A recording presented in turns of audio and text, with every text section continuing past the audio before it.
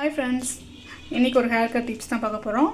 பார்த்திங்கன்னா வெந்தயம், ரோஸ்மெரி, பச்சைப்பயிறு, பாதாம் பிசின்.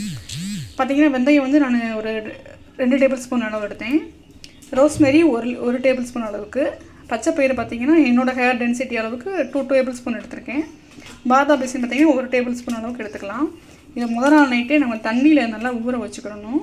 ஊற வச்சுட்டோம்னா நல்லா பார்த்திங்கன்னா இந்த அளவுக்கு பார்த்திங்கன்னா நல்லா ஊறி, பாதாம் பிசின் பார்த்திங்கன்னா நல்லா ஊறி வந்துடும்.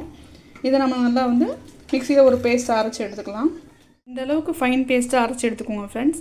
பார்த்திங்கன்னா இந்த அளவுக்கு கன்சிஸ்டன்சியில் இருக்கணும். இதை நம்ம ஹேரில் ஒரு 20 மினிட்ஸ் பேக் அப்ளை பண்ணிக்கலாம்.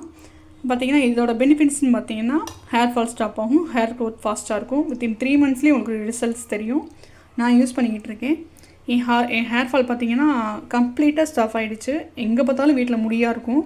ஆனால் பார்த்திங்கன்னா இப்போ ஒரு முடி கூட வீட்டில் கீழே பார்க்க முடியாது. அந்தளவுக்கு இந்த பேக் பார்த்திங்கன்னா எனக்கு அவ்வளோ ஒரு ரெமெடி கொடுத்துருக்கு.